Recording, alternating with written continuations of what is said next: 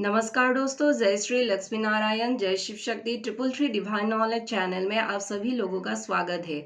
दोस्तों, आज जो मेरी वीडियो की मेन टॉपिक है वो है एक सच्चा आध्यात्मिक गुरु की दायित्व क्या है, या यूं कहे कि एक स्पिरिचुअल मास्टर्स की काम क्या है। तो इसके ऊपर ही आज मेरी ये वीडियो है। अगर मेरी ये वीडियो आप लोगों को अच्छी लगे तो प्लीज़ एक लाइक, शेयर और सब्सक्राइब कर दीजिए। तो चलिए वीडियो कंटिन्यू करते हैं।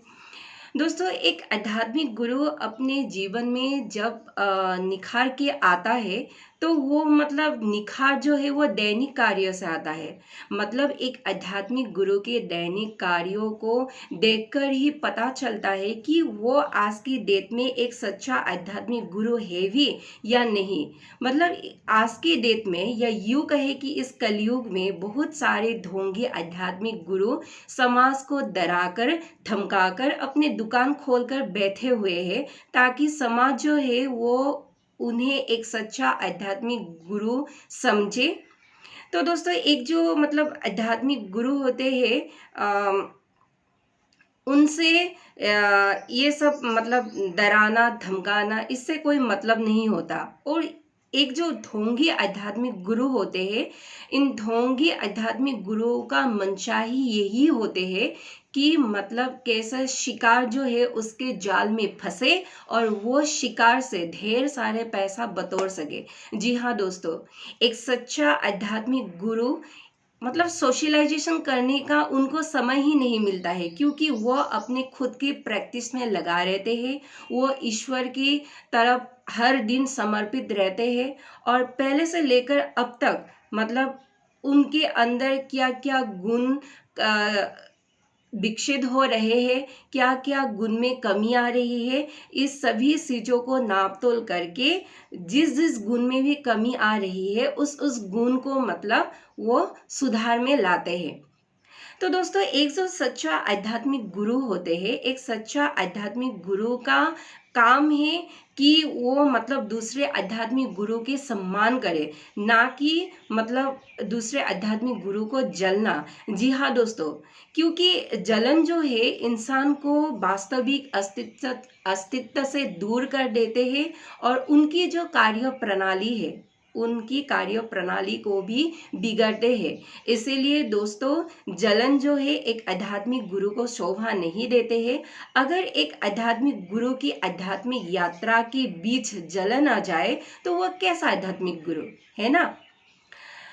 तो दोस्तों, समाज का भी एक काम होता है कि कभी भी आध्यात्मिक गुरु के ऊपर मतलब टिप्पणी ना दे, गलत तरीके से उनकी कभी भी खिल्ली मत उड़ाए। ये मतलब पाप के बराबर होते हैं। और समाज का भी पहला कर्तव्य होता है कि एक आध्यात्मिक गुरु को पहले मतलब अच्छी तरह से जाने, उन्हें समझे, उनकी व्यवहार को परखे, तब जाके उनको एक आध्यात्मिक गुरु की आख्या दे।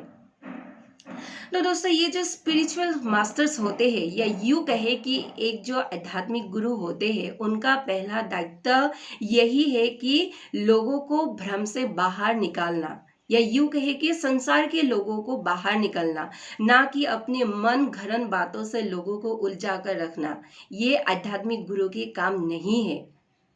और दोस्तों, एक सच्चा आध्यात्मिक जो गुरु होते हैं, एक सच्चा आध्यात्मिक गुरु की जो यात्रा होते हैं वो बड़े ही रोचक होते हैं। लेकिन जितना रोचक होते हैं उनकी ये आध्यात्मिक यात्रा, उतना ही मतलब यूं कहे कि कांटेदार होते हैं। क्योंकि समाज में एक आध्यात्मिक गुरु यूं ही नहीं पैदा होते हैं। एक आध्यात्मिक गुरु पैदा होने से पहले मतलब उस आध्यात्मिक गुरु को भी उस मुश्किल भरे दौर से गुजरना पड़ता है, उसको समझना पड़ता है, उसको जीना पड़ता है, तब जाके एक आध्यात्मिक गुरु समाज में पैदा होते हैं। तो दोस्तों, एक जो आध्यात्मिक गुरु अपना ज्ञान जब संसार को मतलब संसार में विस्तार करता है, तब मतलब उनका जो ज्ञान है वो उनका जो अनुभव है वो खुद का होता है, ना कि दूसरों का। इसने ये कह दिया, उसने वो कह दिया, उसने ये कहा, उसने वो कहा, इन सभी को तोड़ मरोड़ कर मतलब तोते के तरह रटते रहना एक आध्यात्मिक गुरु को शोभा नहीं देते हैं। एक जो आध्यात्मिक गुरु होते हैं, उनका जो ज्ञान है, उनका जो अनुभव है, वो मतलब खुद के अंदर से पैदा होते हैं।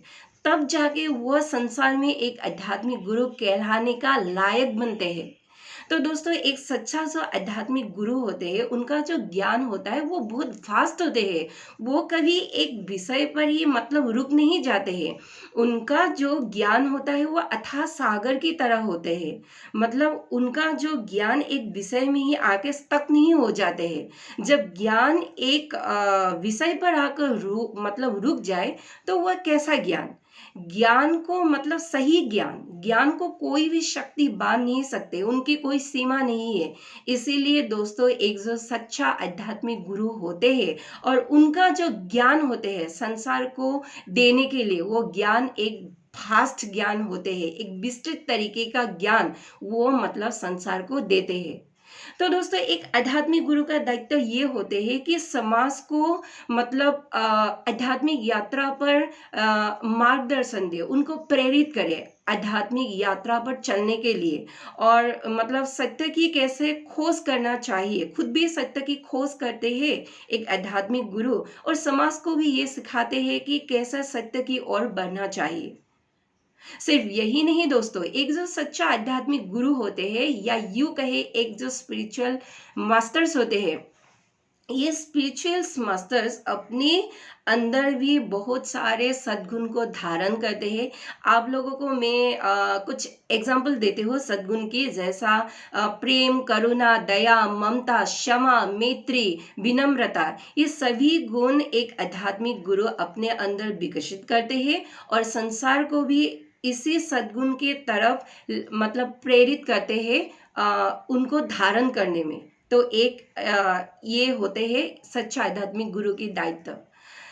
नेक्स्ट दोस्तों एक जो आध्यात्मिक गुरु होते हैं उनका पहला दायित्व होता है इस भोले भटके हुए समाज को ईश्वरीय रोशनी की तरफ ले आना। जी हाँ दोस्तों, क्योंकि ईश्वरीय रोशनी की तरफ ले आना ही मतलब एक आध्यात्मिक गुरु की दायित्व होते हैं, और संसार का भी यह कर्तव्य होते हैं कि वो वास्तविक जीवन में रहते हुए भी मतलब ईश्वर की ओर समर्पित होकर ईश्वर रोशनी में खुद को भिगो दे, ताकि एक संतुलित जीवन वो मतलब जी सके और उनके जो परिवार है उनके परिवार भी एक संतुलित जीवन जी सके।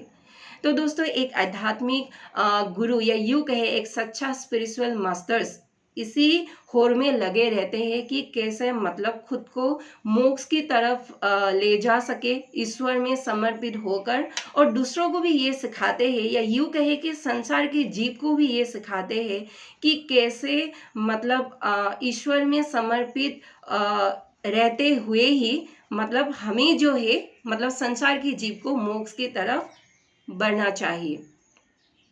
इसीलिए दोस्तों इस आध्यात्मिक यात्रा में जलन, ईर्ष्या, अज्ञान, मोह या यूं कहे कि एक सीमित ज्ञान सिर्फ ये मतलब इसका कोई जगह नहीं है आध्यात्मिक यात्रा में।